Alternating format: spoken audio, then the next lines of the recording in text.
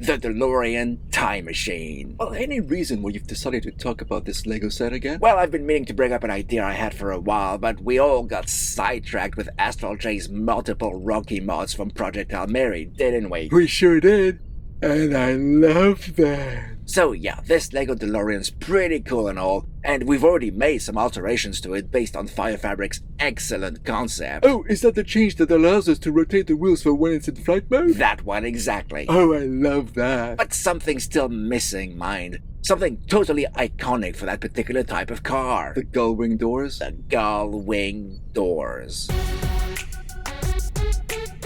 Okay, well, how's that gonna work? I mean, the canopy is a single piece, which means the windscreen and the side windows come as one. You gonna replace it with something else? I looked around for an alternative window that would fit the bill, but I came up empty, so no, I won't be replacing it. This is gonna be an exercise in compromise. Isn't everything? Exactly. A good engineer knows when he has to compromise. So let's take a look at what I had to do to make this work. So what are we waiting for? Let's get mudding. Okay, here's a digital recreation of the DeLorean as it is right now. Hang on a second, didn't the front of the hood have 4 studs on it before? Well spotted, Gigi. You remember the instructions we got from Fire Fabric to rotate the wheels? Sure do. Well, he updated them in order to include changes to the front of the hood to give it a studless and smoother look, and those alterations were free to anyone who purchased the previous instructions, so I thought, why not take advantage of that ourselves? It does look much sleeker that way. Can we get back on track? Of course, McCluck. Do carry on. Right. So here are the changes I made. Let's start by removing the windscreen. It's not like we're gonna need it. Gigi, please. Sorry. Okay, let's remove the parts that make up the door, including those 1x2 modified plates with a bar handle at the bottom. But what about the black ones on either side? Those remain where they are. Now, that large 2x6 bracket piece is rather unique as it only has 2 1x1 connection points on either side of what's going to be the door, so removing it leaves some gaps that we need to fill. Now the back one's easy, just use a 1x1 plate for that, and for the front, I thought I'd use the 1x1x2 inverted bracket. Now that takes care of the sides, and for the underside, along with what will be the bottom of the door, I thought I'd use modified 1x1 plates with a thick ring on the edge.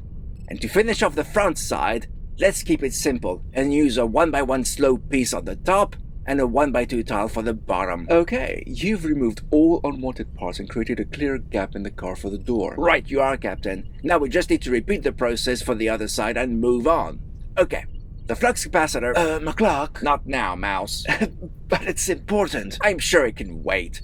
So that flux capacitor rests on a modified 1x2 brick with a single stud on its side. It's needed because it's used to attach this assortment of pieces that's in between the 2 seats. However, those pieces are fine just attached to that round blue stud there. So we can remove that brick and replace it with 2 basic 1x2 plates. This lowers the flux capacitor enough for us to put a 2x2 round plate on top of it. What are we gonna need that for? To give me enough roof space to attach the door hinges and secure them properly. Okay, let's start building one of those hinges. First, I connect a modified 1x1 plate with a clip on its side to that round plate, followed by a modified 1x1 plate with handles on both ends, and finally a modified 1x2 plate with a clip on one side. That's the articulation sorted. Now you need to fill in the door. Exactly. First, I'm using a 1x5 plate. Oh, I didn't know those existed. They've been around for a few years, Gigi. The first one was released in 2021 and is currently available in 12 colors. Learn something new every day. That allows me to attach a 2x4 plate behind it, onto which I can connect a 1x4 slope piece, and for the bottom, I use a couple of 2x2 curved pieces, followed by a 1x2 one. That's way rounder than the original door was. It is, but it was the best way I could find to shrink down the thickness of the door. A bracket piece is much thinner than a plate, so we've got that working against us. Fair enough. Now, when it comes to the side mirrors, I must admit I wasn't a fan of the ones Lego made, so I bulked up mine. I start with a modified 1x1 tile with a clip on top, followed by a round 1x1 plate with a bar handle on one side, and add a transparent 1x1 round tile. There. That completes my proposed door. Doesn't look bad at all, McCluck. Thanks. So, I just need to reproduce it for the other side and... Wait. Oh, no, I forgot the place with thick rings for the bottom. That's what I was trying to tell you. Well, why didn't you make it clear that's what you were trying to tell me? I did try, McCluck, but You can be a little scary at times. Right, well, never mind. Let's add them now and build the other door at the same time. Okay, that's done.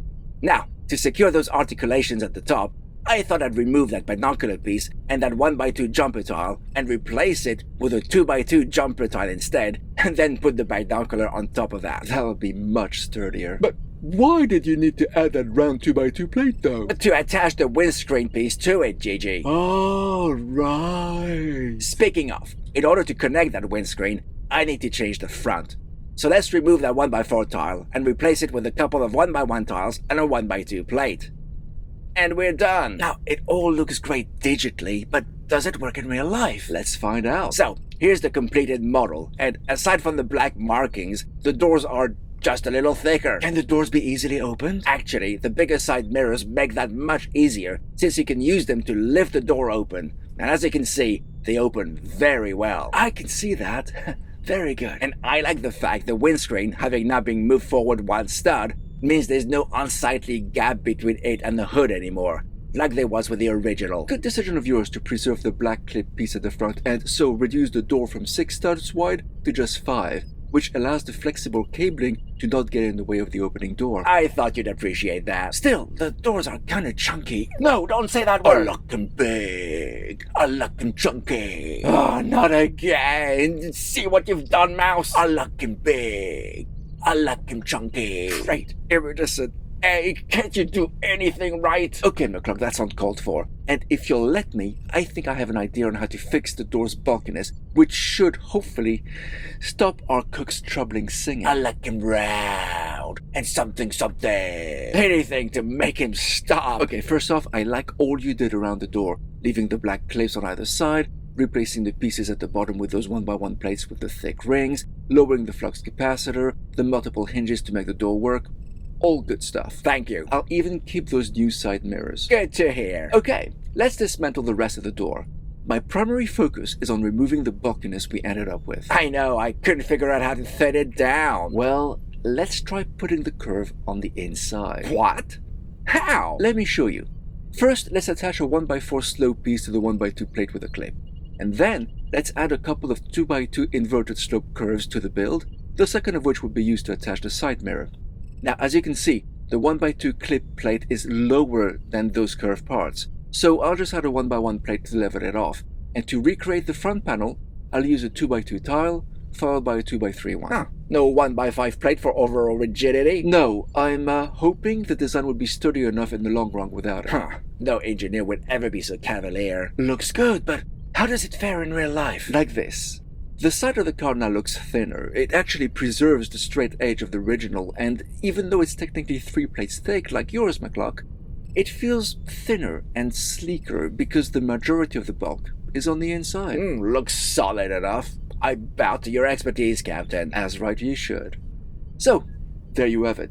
A Delorean with working Gull-Wing doors, which certainly looks great from certain angles, but obviously not from all because of that wraparound windscreen piece. That's the compromise I was talking about. Few things are ever perfect, McCluck.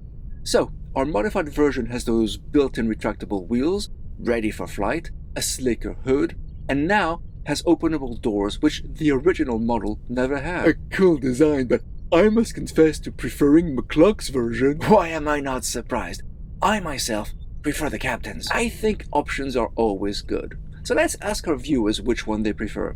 Do let us know in the comments, and if you like what we do, and how we do it, and you feel you'd like to help us out, please hit the join button and become a channel member. Or consider joining our Patreon instead. We'll leave a link to it down in the description. Thanks for watching, and we'll see you again next time.